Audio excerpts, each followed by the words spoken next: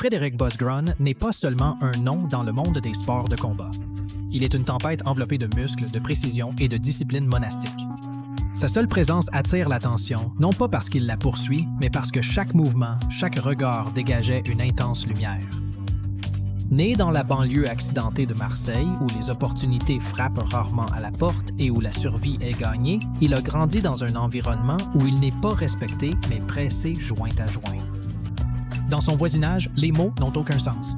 Ce qui compte, c'est si vous pouvez tenir votre position quand les choses deviennent chaudes, et quand le patron gémit, même quand il est un enfant, se tient comme du granit.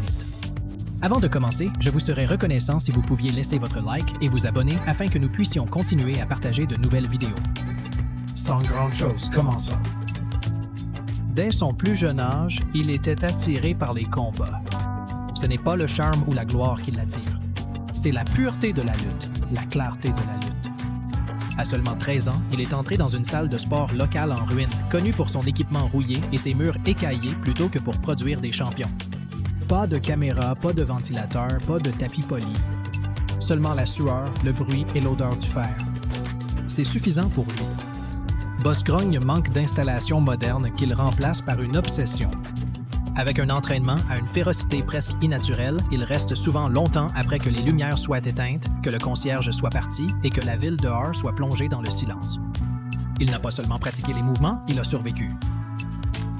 À l'âge de 17 ans, il avait déjà battu le circuit local de lutte gréco-romaine et s'était acquis une réputation de force indomptable qu'il gagnait non seulement par habileté, mais aussi par une aura d'inévitabilité. Ses lancers sont violents et puissants. Ses transitions sont aussi douces que l'eau en descente et sa défense est si serrée que les adversaires quittent souvent le tapis sans une attaque propre. Cependant, le monde dans son ensemble n'a pas encore pris note de cela. Plus tard, au début de la vingtaine, Bosgrun s'est tourné vers la scène des combats de soumission impitoyables. Ici, son pedigree de lutte est devenu une arme de destruction. Alors que d'autres comptent sur la finesse et l'élégance, Bosgrun apporte la violence enveloppée dans la structure. Sa méthode est brute et étouffante, un jeu de pression qui fait craindre l'adversaire avant de frapper la balle. Les championnats d'Europe se méfient rapidement de l'assassin marseillais, surnom créé après sa performance époustouflante lors de l'invitation de Berlin, où il a soumis 3 ceintures noires expérimentées, chacune ayant reçu plus d'honneur que la précédente lors d'un après-midi brutal. Mais le combat de soumission n'est qu'un point d'entrée. Bosgrun avait soif de plus. Bientôt, il a jeté son regard sur le champ de bataille brutal et tout englobant des arts martiaux mixtes. Avant ses débuts, ses critiques le cernaient comme des vautours, prétendant que ses coups étaient primitifs et que ses mouvements étaient trop mécaniques pour le MMA fluide. Ils disent qu'il est unidimensionnel, un lutteur qui essaye de nager dans des eaux plus profondes. Cependant, lorsque la porte de la cage s'est fermée pour la première fois, il a effacé tous les doutes avec le tonnerre. Un slam parfaitement timé a secoué la toile, suivi d'un étouffement de nudité arrière scolaire, mettant fin à la bataille en moins de 2 minutes. Le message est clair. La cage n'était pas trop grande pour Bosgrun, c'est son royaume. Cependant, ce n'est pas seulement sa performance sous les lumières qui le distingue vraiment. C'est une tempête qu'il traverse tous les jours. En entraînement, le régime de Bosgrun est presque masochiste. Ses journées commencent avant que le soleil ne se lève, avec une course d'endurance à travers près de 10 km de terrain cruel en banlieue montagneuse marseillaise, destinée à détruire l'esprit des gens ordinaires avant le petit déjeuner. Pluie, froid ou chaleur, peu importait pour lui, l'élément était juste un autre adversaire à dominer. Après la course, des heures d'entraînement technique, de tai chi, de mat gong et d'amélioration spectaculaire sous le regard intransigeant de son entraîneur de longue date, un ancien instructeur de combat corps à corps des forces spéciales. Il demande non seulement de l'intensité, mais aussi de la précision chirurgicale. Chaque mouvement, chaque jab, chaque glissement, chaque rotation des hanches doit être parfaite et répétée jusqu'à ce qu'il n'y ait plus besoin de réfléchir. Aucun raccourci, pas d'étape négligée. Bosgrun considère la formation comme rituelle, sacrée, structurée et non négociable. Vers midi, l'accent est retourné sur les combats et Bosgrun circule dans les sparring sans boire à peine une gorgée d'eau au milieu. Ce ne sont pas des rouleaux légers, ce sont des guerres simulées, des chaos calculés, où la fatigue n'est pas un facteur, mais une arme. Chaque partenaire est nouveau, tandis que Bosgrun porte la fatigue du tour précédent. Pourtant, il a continué à avancer comme si la fatigue était un mensonge raconté par les faibles. Pas de tromperie, pas de posture passive. Chaque clinch est controversé et chaque rivalité est une bataille pour la domination. Il n'a pas cliqué sur la respiration ou la pause pour réinitialiser. Certains jours, il luttait pendant plus d'1 heure, refusant de se reposer et traitant chaque échange comme les dernières secondes du championnat du monde, avec la carte de score de l'arbitre contre lui. Sa philosophie est simple, cruelle et inébranlable. Si le corps est endommagé lors de l'entraînement, il revient plus fort. Si l'esprit est brisé, soit vous le réparez, soit vous arrêtez. Arrêter de fumer n'est pas dans ses gènes. La douleur n'est pas évitable. C'est quelque chose qui doit être négocié, géré, absorbé et finalement apprivoisé. Ses coéquipiers chuchotaient souvent que Buzzgrunn ne s'entraînait pas seulement pour gagner et qu'il s'entraînait mieux que quiconque.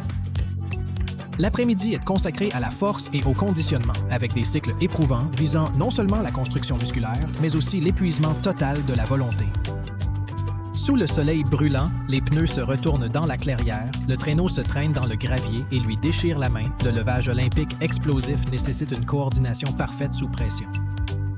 Ces entraînements sont conçus pour révéler les faiblesses, et si des faiblesses apparaissent, Buzzgrunn reviendra aux mêmes entraînements le lendemain et le lendemain jusqu'à ce que le plancher soit éradiqué. Il ne façonnait pas son physique, il forgeait une armure. Il n'est pas seulement pour être fort, il est aussi pour être incassable.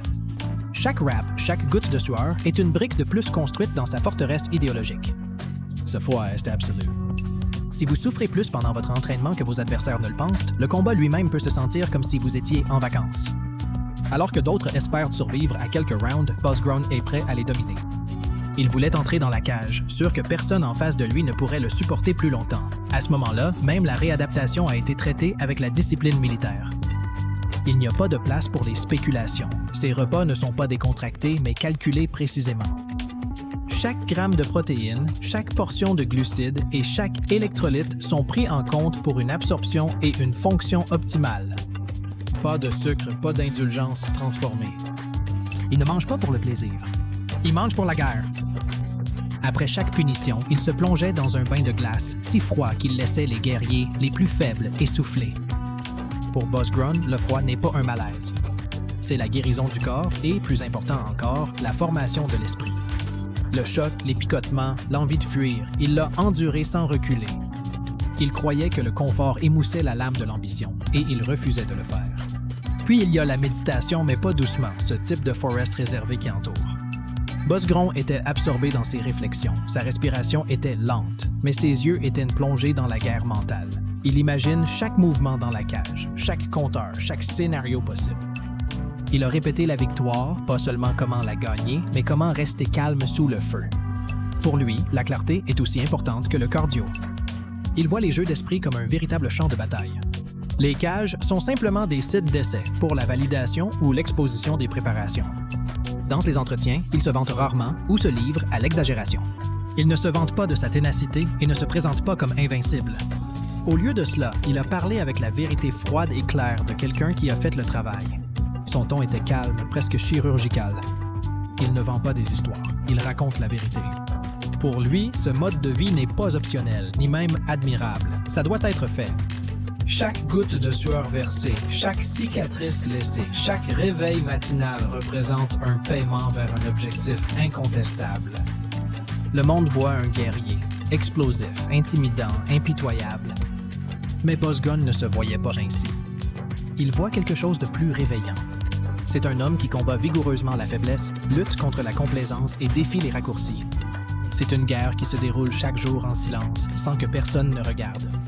Devant la foule, avant la pesée de l'assurance, avant le discours de la victoire, il n'y avait que lui, la douleur et la décision de jouer un autre tour. Il l'a toujours fait. Si vous avez aimé cette vidéo, j'apprécierais beaucoup si vous laissez votre j'aime et vous abonnez pour continuer à vous apporter de nouveaux contenus. À la prochaine vidéo.